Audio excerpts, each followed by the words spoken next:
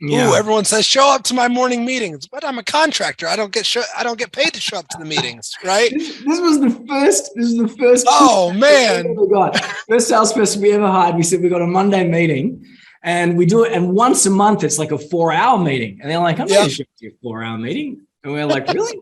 Why not? Because it's not revenue generating, and you're paying me on commission only. So, no."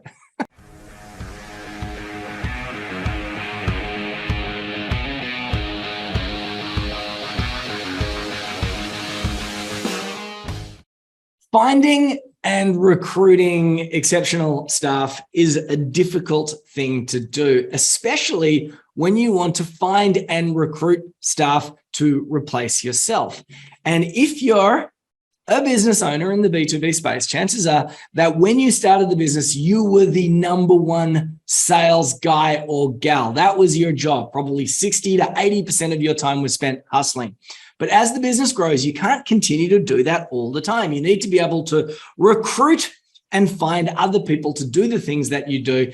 And today, right here, right now, we're going to shine the spotlight on the recruitment of exceptional sales staff. And to help me out today, right here in front of me or next to me in the virtual world is Moose Reed. Hey, Moose, how you doing? Good, good. How are you? Thanks for having me. Appreciate you, James. I am awesome. Now, Moose Reed, Moose is the sales director of Dedola Global Logistics. He's also the founder and creator of Done For You Closes. And right. Moose has all these different connections with all these different salespeople and sales closers. He seems to be a Mr. Who's Who in the zoo of sales and closing, which probably means that it's no surprise that his name is Moose. Moose, how did you get this name Moose? I appreciate it, James. So my first football coach when I was 9 years old was like, you're big and goofy. And here I am, 20, 25 years later, and I'm still big and goofy. So it always stuck. And I just prefer, it's a lot more entertaining to say, hey, yo, what's up, Moose? Instead of saying, what's up, Jonathan? Right? Yeah. The other thing about it, as I do want to say, is that if we're in the sales game or we're in the job of selling, isn't it part of our job to be able to build a little bit of trust and a little bit of rapport a little bit quickly? Does this name Moose help you out? A little bit of trust, a little bit of rapport, and more than anything else, I would say a bit of a brand, right? If James, you go back to a business owner that you talk to and you're like, man, I met this guy. He's awesome building sales teams. His name is Jonathan something, right? The person's gonna have a hard time finding me. But if you say, yo, his name was Moose something, there's only gonna be a handful of Moose out there, or Moose. I don't know. That's true, because I was talking about someone a little bit earlier, and I talked about their hook, and you're like, I know that guy. That was a sales sniper, and you and I know the sales sniper. That's right. That's right. I'm fortunate that I am the only James TUCKERMAN. And in Australia, tucker is actually slang for food. So Australians do remember James TUCKERMAN, and we used to also have a supermarket called Tucker Box. But I haven't really quite found my hook for the US and international audience. Perhaps you can help me, Moose. Maybe you can give me an animal. James the Food Man. James the Food Man. James the Food Man. I bring the tucker. That's right. All right. Well, let's talk about recruitment and building sales teams. And you know what? I'm going to ask you a couple logistical questions first. Sure thing. And then let's go into the things not to do and then the things to do. What would be the typical roles or the typical structure of a B2B sales team as you grow? What are some of the roles, and what are some of the roles that you probably want to start with? Yeah, so from the sales side, at least, right? That's really where my background is at. Typically, when a business owner comes to me, the first position that they are looking to fill is usually a closing role. They usually have inbound leads that are coming to them. They've been taking the calls themselves. Usually, they're doing between 30 and 100 grand a month on their own, with themselves taking sales calls, and they need to replace themselves in that role, right? So that's the first piece of the puzzle. From there, usually they want to hire out SDRs, right? Or as our industry will call it, is setters, right? To get some of your old leads back onto the calendar, get some of your triage leads back onto the calendar. And naturally, as a result, once you start getting more leads on the calendar, you have to go back to hiring more salespeople, right? When you're getting more deals across the board, Now, as the business owner, you have more clients on hand than you know what to do with. So this is actually a sales role as well. You would hire an account manager to come in and manages some of those accounts for you, right? And their role is going to be not just to manage that client, but to create cross-sell opportunities, to create upsell opportunities, in some cases create downsell opportunities, right? But to get the business owner out of the process of managing the client itself so that they can focus on higher leverage activity as well. So that's three roles, guys and girls. One is the closer role. People might call it an AE. Sometimes people call it an account executive. Some people call it an advisor. I like the word advisor. I prefer the word advisor than a seller or a closer, because a great salesperson is really a guide. What they're doing is they're trying to help the person make a decision. Then we have our setters, sometimes called SDRs, which stands for sales development reps, and they make sure that the closer is always busy. Then as the setters get really good, you might want to hire some more closers, and then the closers don't become so busy, so you need more setters. And then eventually we start to introduce account managers to serve the clients that we have, to introduce new things. That's right. That's awesome. What are some of the mistakes that people might make if they want to build and scale a team? What do you think might be some of the more common mistakes? The biggest mistake when somebody is looking to build and scale a team is that they are looking for, if they're trying to get off the phone, right? They're looking for the Jordan Belfort of sales. Let's say they're doing $40,000, $50,000 a month, and they think that they just need the best salesperson in the world to come and close their deals, right? Well, it's putting a lot of risk and exposure on that person, right? I call it key man risk. God forbid, the worst thing that could happen is you find that person, they are the best salesperson in the world, right? And then someone comes over and recruits them away from that role. What do you do when you lose that person, right? Yeah. If you lose that person, now you're really upside down. So instead of putting a bunch of key man risk on one individual salesperson, it's better to have a good sales process. After hiring close to 3,000 or over 3,000 salespeople into businesses, I've found a lot of really strong salespeople that do very mediocre or below mediocre because they're on a shitty offer, right? And I've found very mediocre salespeople who've done amazing because they're on an amazing offer.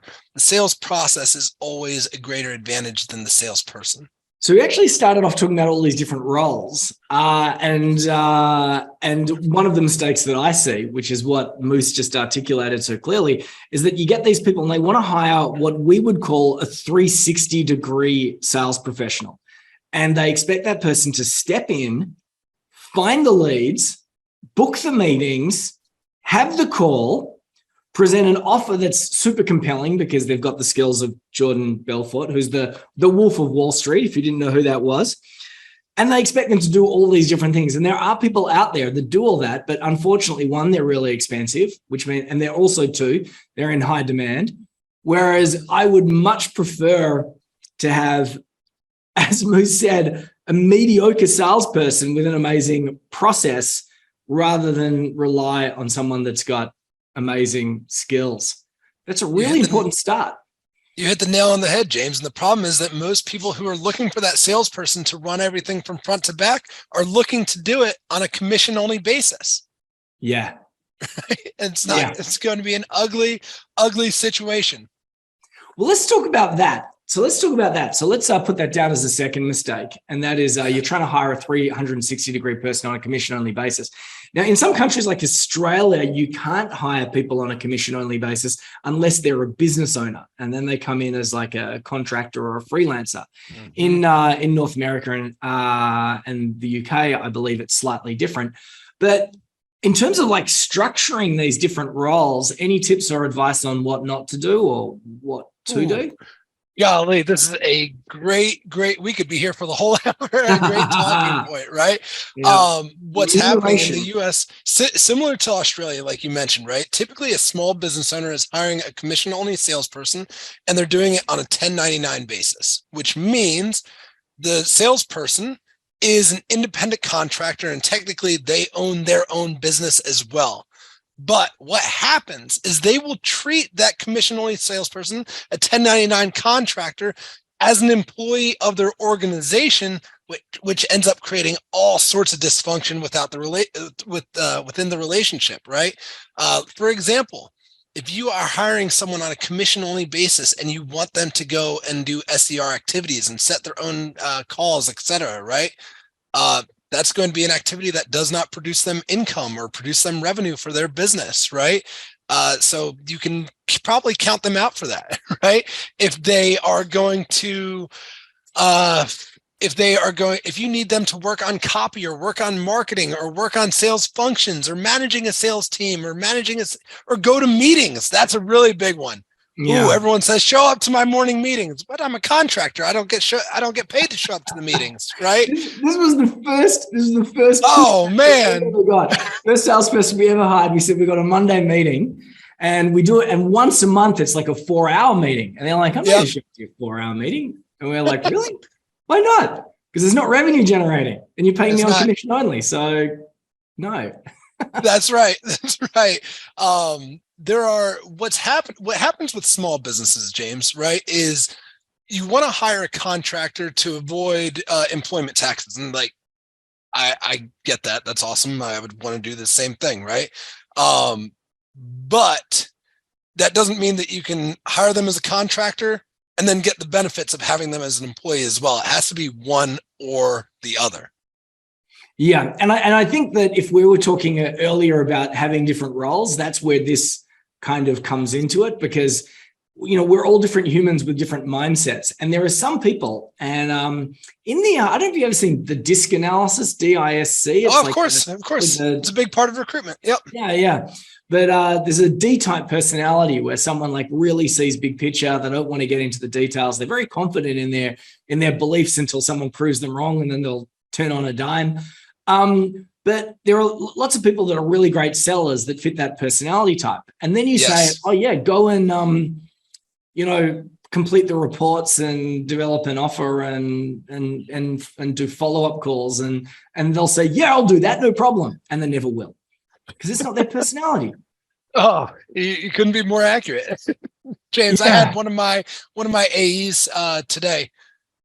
We had a very, very simple project, and she's a monster. She's a 70-year-old woman. And people always think that their salesperson needs to fit a certain characteristic, right? But she's a 70-year-old woman, beast of a closer.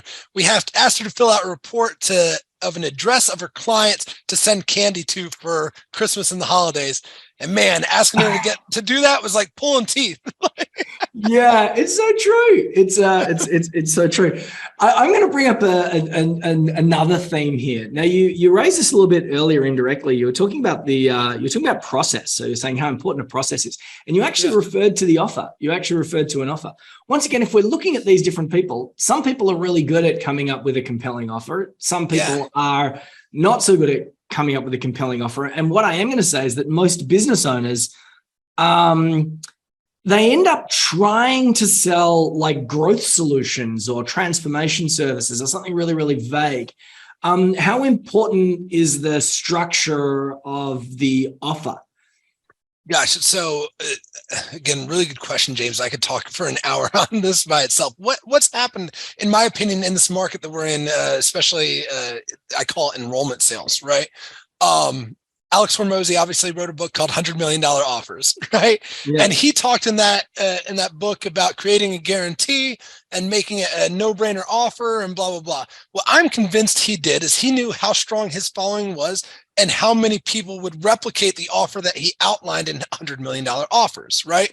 As a result, he knew that how few business owners would be able to provide a solution that they put a guarantee on. So he's basically setting people up so that they fall on their face to eliminate the bottom half of the market that can't provide what they are guaranteeing.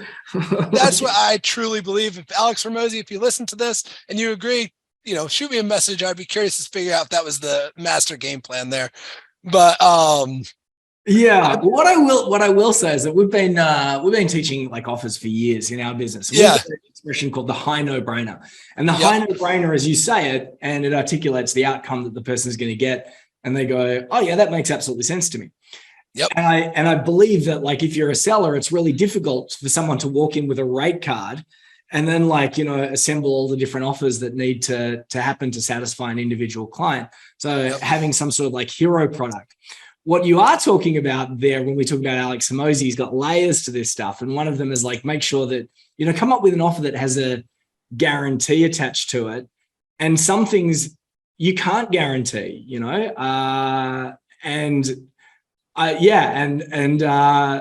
Moose is perhaps reading between the lines and saying maybe he's got an offer that he wants to wipe out half of his competitors.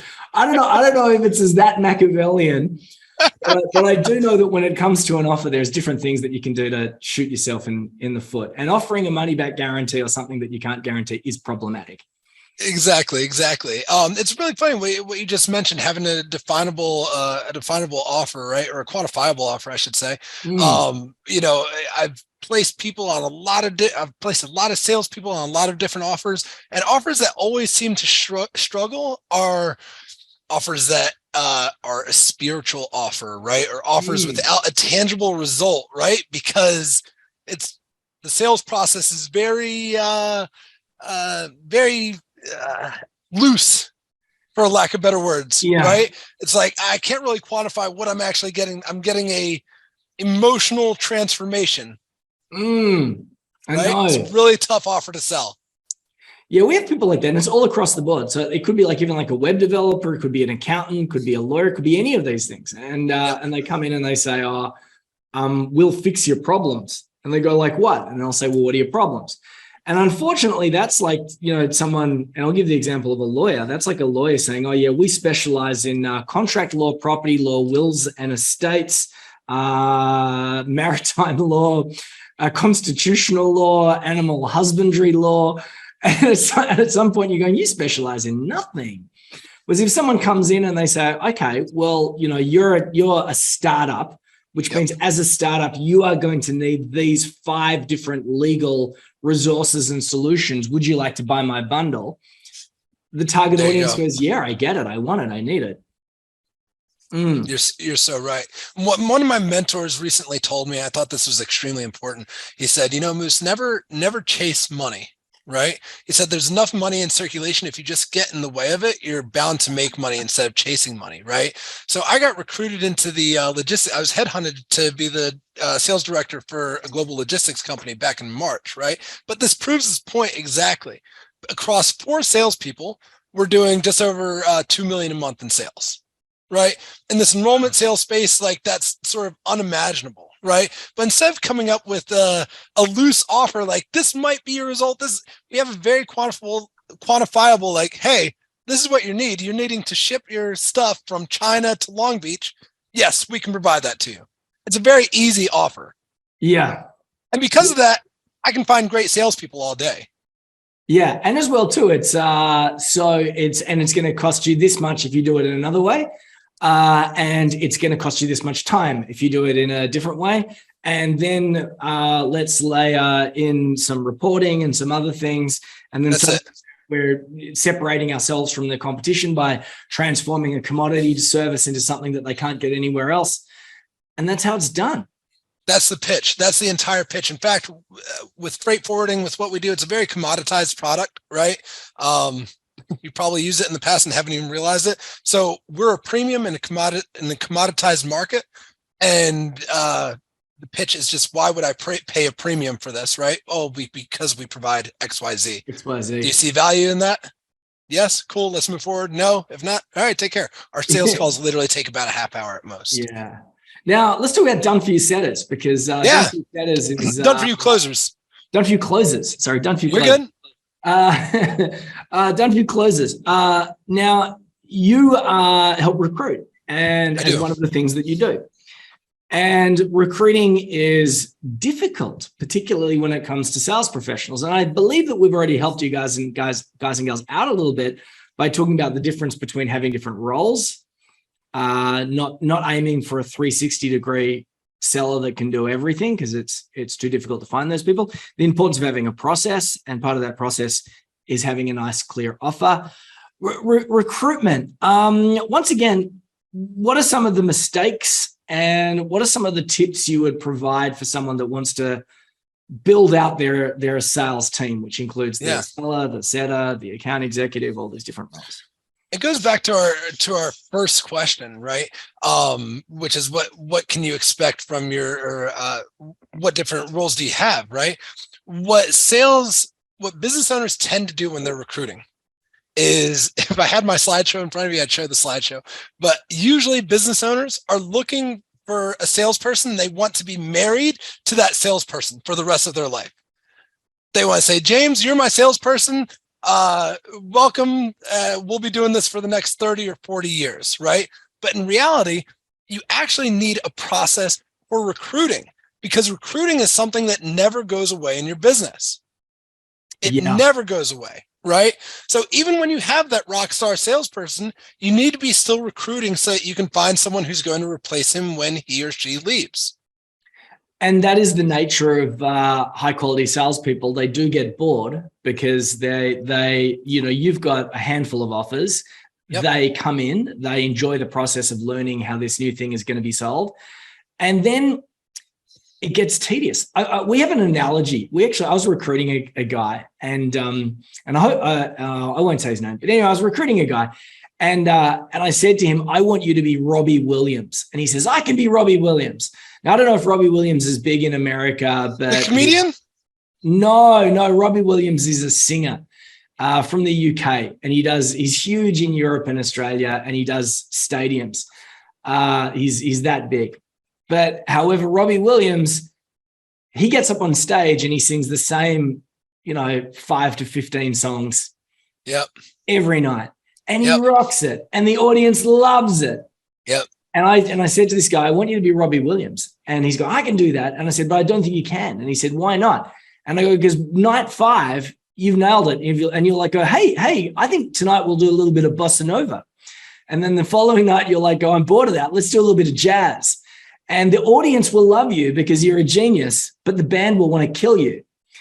Yep. And that is because you just can't stick to the playbook. And that's what I do. Beautiful analogy. Beautiful analogy. And the same thing just for the US side, the same thing. There's an Elvis movie that just came out, right? And it was the same exact concept, same exact principle when he was performing in Vegas, right? That's when he started doing blow and all sorts of other things because he just got tired of the monotony of doing the same thing over and over again. This is the nature of salespeople. So back to Moose's point.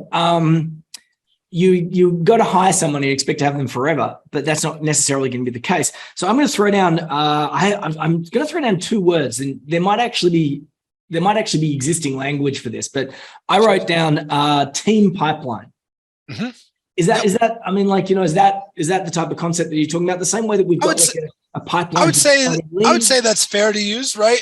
What me and my team use for recruitment, we use a recruitment pipeline, but same thing, same principle. Right. Yeah. We keep a CRM full of salespeople, just like a business keeps a CRM full of prospects. Yeah. A CRM of salespeople, a recruitment pipeline. Pipeline. So that's one of the first mistakes, expecting that you're going to hire one person forever and that's going to be it. So it actually needs to be a function of your business so that you can continue to, replace staff attrition and keep moving on and forward. To give you the exact data, James, in case it's beneficial for anyone who's listening, right? Typically in a recruitment process, right, we put our candidates through a 3-tiered interview process, right? Only 1 out of 7 people make it through the 3-tiered interview process. One of the assignments that we ask them to do is a homework assignment to make sure that they will do it. It's not graded upon how they did. It's graded upon completion, right? But 1 out of 7 will make it through the 3 steps, okay? Yeah. Out of the 7, when we introduce a closer to a business owner, right, we introduce 4. And the reason why we introduce 4 is we allow them to interview them if they would like, right? Of the 4, maybe there's one who's not a culture fit. And they say that, this guy Moose, he's an asshole. I don't want to hire him. I'll send him to the next client because different strokes for different folks. Someone else might like the asshole, right? From there, one guy they're going to fall head over heels in love with. They'll be like, oh, this person's amazing. I'm so excited that they're going to be my employee. And the next 2, they'll be like, they're okay. I can see why I introduced them. But the point is, those top 3, they should make an offer to. And what always happens, it always happens. The business owner says, no, it's not going to happen. And it happens. The favorite one always goes and takes another offer before they ever get started because they're shopping the market like crazy. Yeah. Right? then the two who are in the middle, one hovers around and does okay, and one does an amazing job, right? So we introduce 4 to make offers to 3 to find your one that sticks. It's exactly like sales. I mean, it's exactly like sales and selling. It's a pipeline. It is a sales process. It is a sales process. Incidentally, we run a very similar process just when recruiting designers on Upwork or whatever it is. We always hire 3 people to do a job on Upwork or Fiverr, and it's usually because one doesn't show up. Yep. One does an okay job and then one crushes it. And you're right. The one that you fell in love with is the one that just doesn't show up. They say that they're going to do the job and then they just ghost you. And you're like, okay, yep. That's the way it's going to work out then. It's the way it goes. All right, cool. So that's one thing not to do, which is a combination of what not to do and what to do. I'm like, where's a good place to find quality talent? One, you call Moose. All right, number 1, you call Moose. That's right. That's right. Moose, what's another way to find quality talent? Depends on how you're defining quality talent, right? The way that I would recruit for logistics versus the way that I recruit in enrollment sales are 2 completely different processes. So that's the first thing that you need to recognize, right? Are you looking for someone, a lot of people say, with experience in my field, right? Are you looking for someone with assets, right? When I'm recruiting in logistics, I'm looking for someone with a book of business already who's being undercomped on that book of business, and I'm willing to overpay for them to bring that book of business with them, right? In this space, this world of enrollment sales, it's as long as they have relevant experience. I find great sales guys in timeshare, great sales guys in car sales, great sales guys in financial sales, right? They don't need to bring over a book of business with them. So as long as they have relevant experience, it's a great place. So where would you find them? Through me, and I'll give you some keys to the kingdom here, because most of my clients, they know where to get great salespeople. They hire me because it gives them their time back, so they don't have to do it. It's not just that as well too. I know that there's like options, like you jump on a Facebook group. You're like, oh, this Facebook group is going to be loaded with the type of people, and the people that respond might not be the best ones.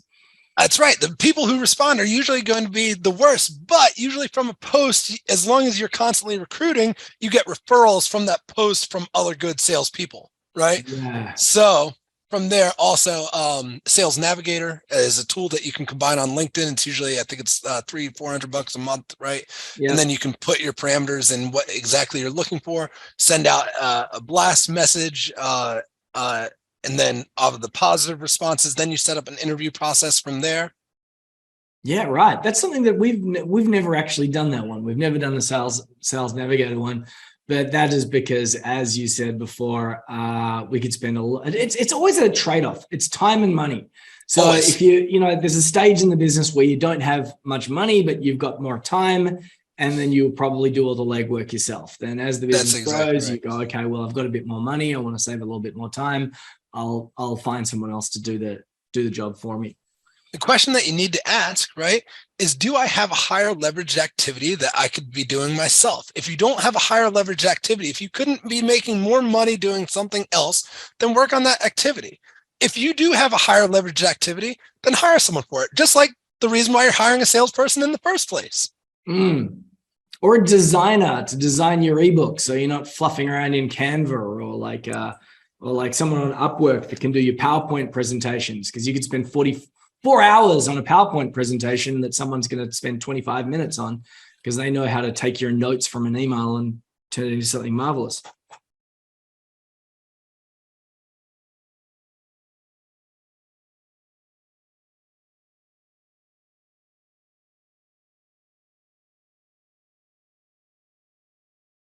If you find that you're spending too much time in your day-to-day with switching costs, going between Calendly and Go High Level and all that shit, right? You're spending too much time wasted in a day, and then you could use something like Dash.io. Yeah, that's cool. Yeah, because you could be booking meetings, doing the back and forth, or you could use B2B-Io. You could be chasing prospects all over social media, or you could just create some sort of like landing page and run traffic to that particular page. All sorts of different and efficient ways of doing it, also for a talent pipeline. So we're going to need to wind up, but we've talked about a couple of things not to do. We've talked about terminology and setup. I'm just trying to think. Would you like to share like a what not to do or a final piece of advice that you think that people should do? Where do you want to go? Yeah, let's go with a final piece of advice on what to do. Excellent.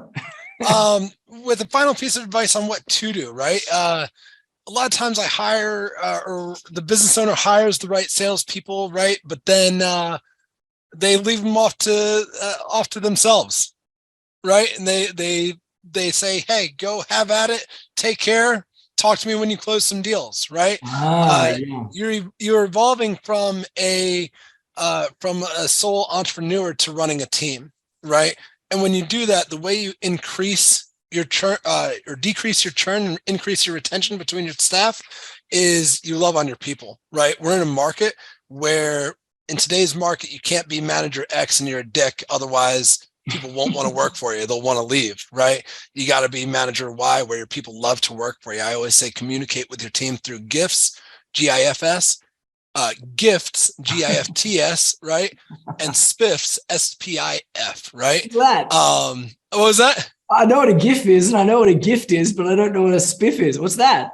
Special Performance Incentive Fund. Oh, okay. Special Performance Incentive Fund. And what you do is through a spiff, you can say, hey, top performer of the month gets XYZ prize, all right? Top performer of the week gets XYZ prize. If you do XYZ in today's sales call, I'm going to give you a prize for it, right?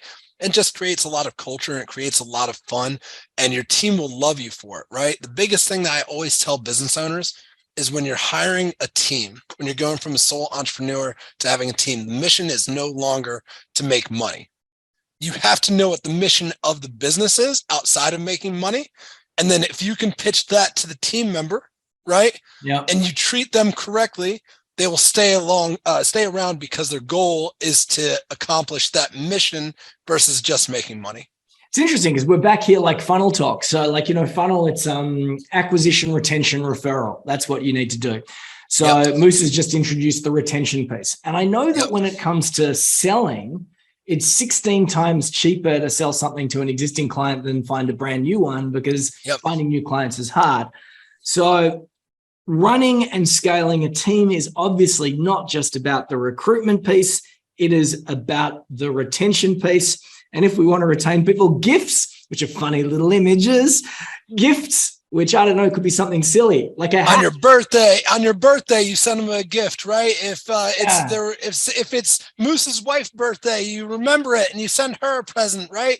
If it's their anniversary, the small things matter, right? And that's what separates to get your team member to give you a call in the morning and say, last night before I went to bed, I thought of this and I thought it could be a good implementation for the business. Like that's the magic. That's where the magic happens. It's funny too, because you said, some people are dicks. The lesson here is don't be a dick. If you're a good person, people want to work together. It's weird. Good person and you've got a vision and people want to see it. That's great.